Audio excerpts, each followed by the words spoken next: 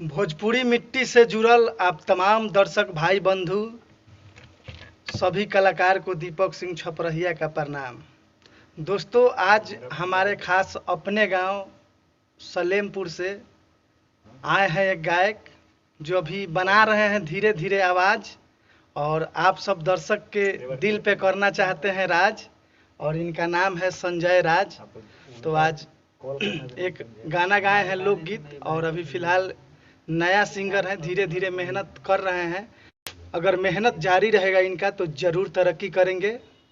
और जो इनका गाना रिकॉर्डिंग हुआ है तो आइए आप सभी को एक झलक सुनाते हैं, और आप लोग बताइएगा कैसा है इनका गाना, और भरपूर प्यार आशीर्वाद दीजिएगा और लाइक कमेंट कीजिएगा ताकि इनका हौसला बुलंद रहे और दिल लगा कर ये मेहनत करे और अच्छा से अच्छा गाने का प्रयास करें, ताकि अभी स्टार्टिंग पीरियड है। जब आप लोग का प्यार आशीर्वाद मिलने लगेगा तो इनके अंदर जुनून भर जाएगा।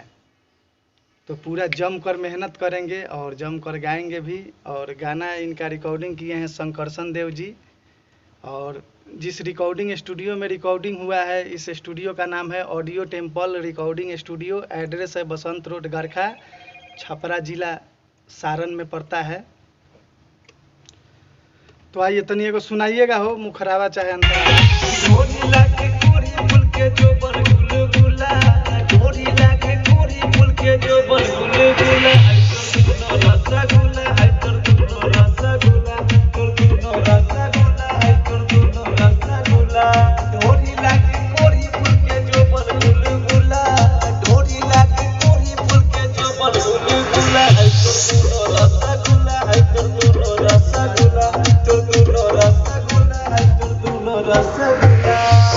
आप लोग को भी कुछ बोलना है ना?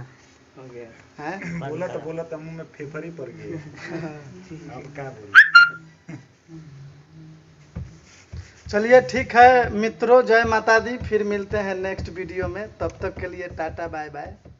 By by.